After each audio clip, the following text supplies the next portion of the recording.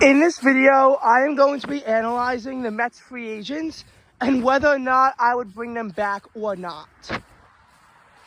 So, in the case of Pete Alonso, I mean, look, he had a down year, but he's still a Silver Slugger finalist for first baseman.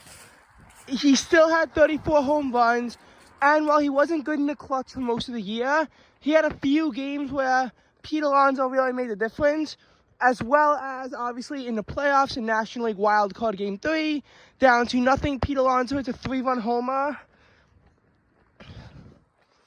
That being said, I don't know. Alonso wants to be a Met, and the Mets to a degree want to keep Alonso, but he rejected a $158 million a year offer, and 3 years, $100 million. I don't think Alonso's going to go for that when another team might pay him more. In particular, the Mets are looking to get Juan Soto from the Yankees, which is going to be, 10 years and likely $600 million to get Soto.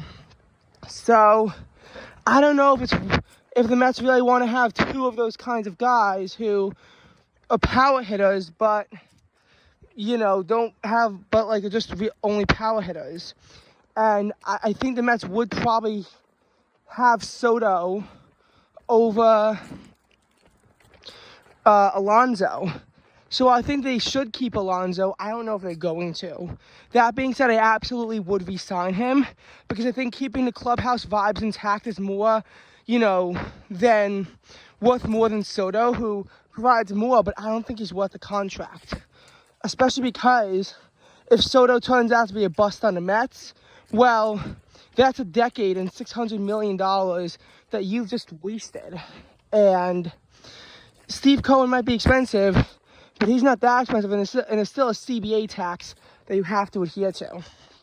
So, again, Soto, maybe, but I would definitely re-sign Alonso, then try to get Soto. As for other position players, that should the Mets keep or not,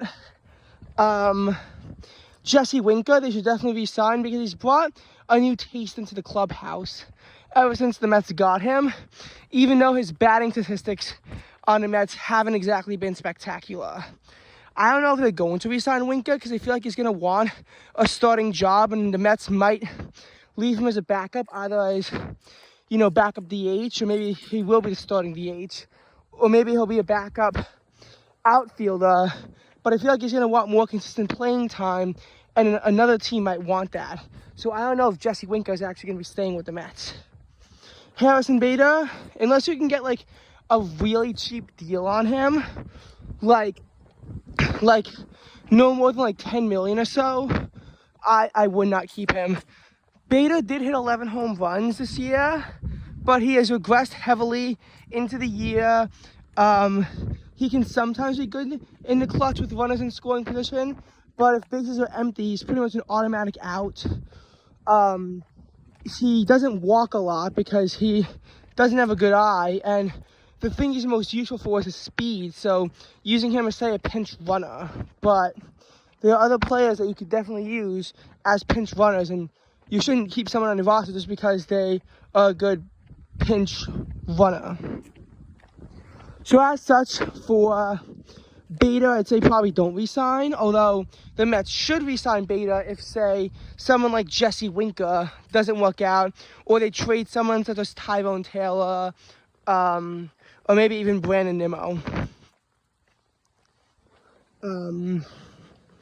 So, for position players, there's one more, JD Martinez. JD Martinez, I think the Mets should bring him back into the organization. That being said, he should not be the designated hitter because he's 36 and he's aging. So he's too old, I think, to play baseball. We saw his regression in the second half of the season, and I think a lot of just age catching up with him. Now, for JD Martinez, I would say that they should definitely bring him back as a hitting coach because the other hitting coach is not very good, and Martinez might be able to help out with that.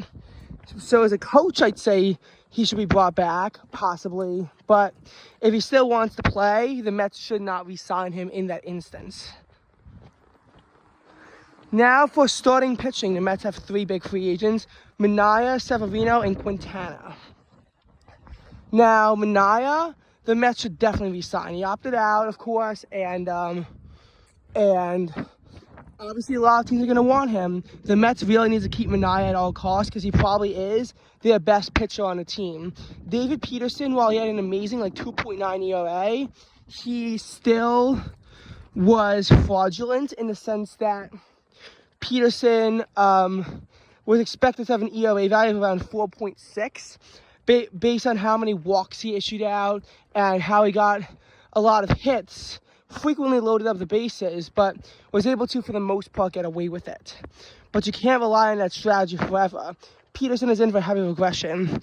While Manaea is old and you don't want to give him too much, a 3-year deal probably shouldn't be that bad. I mean, yes, it's weird that he's having peak years this deep into his career, but you could attribute that to some of the management decisions that Mendoza has made that maybe made him better. Plus, he started to pitch in a manner similar to Chris Sale. So I would say that the Mets need to keep Manaea at all costs, especially because if they're going after a guy like Burns, Fried, or Snell, to have another option in their pitching, like the Mets need to keep Manaea.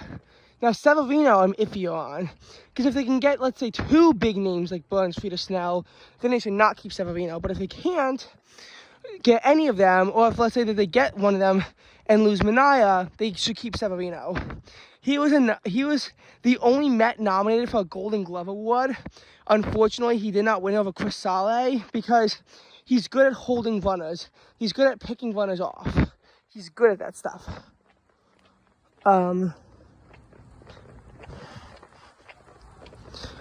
And, you know, as far as, what's it called? As far as,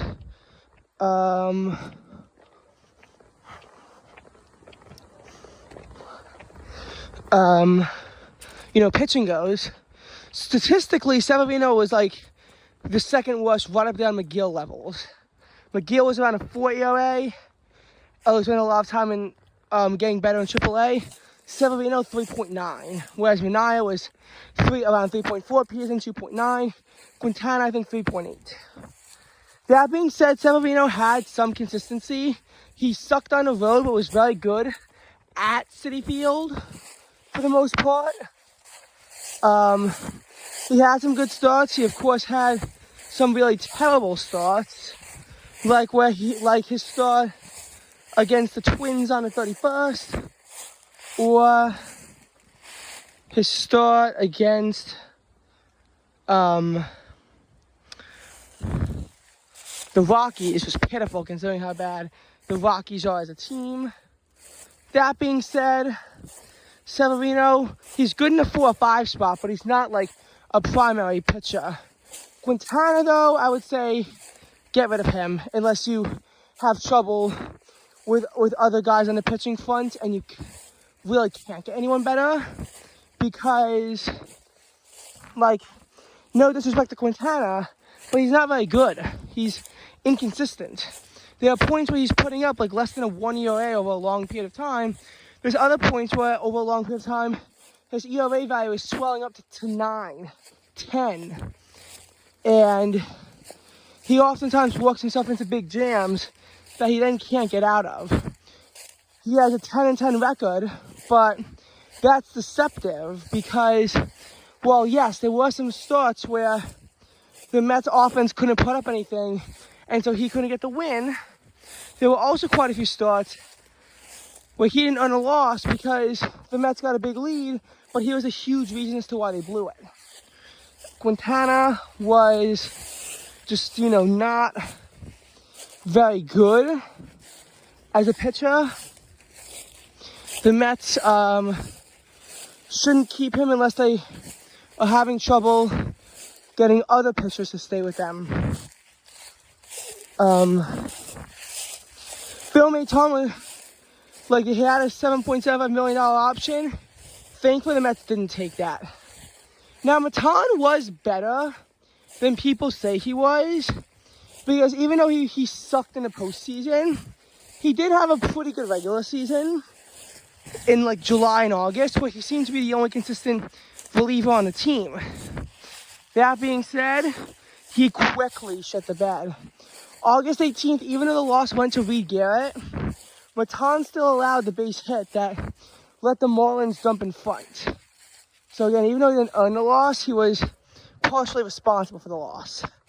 September 8th, the loss was directly on him, as there was a 1-1 tie heading into the 9th, and he allowed 2 runs to score that allowed the Cincinnati Reds to snap the Mets' 9-game winning streak. He did earn a win as a reliever in the September 22nd game against the Phillies.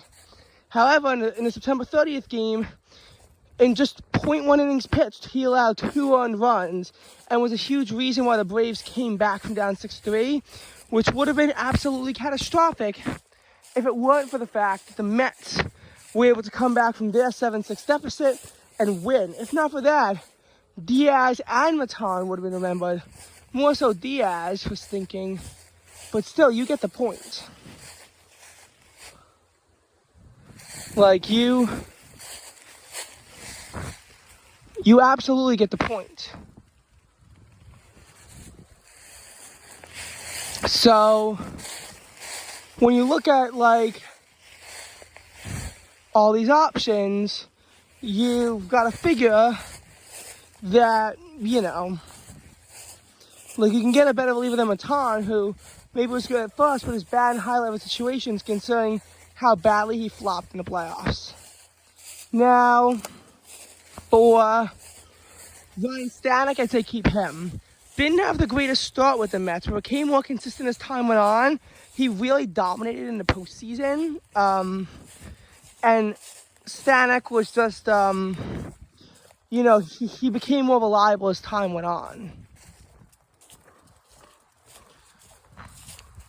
And Adam Ottavino, he's 37. He sucks. Get rid of him.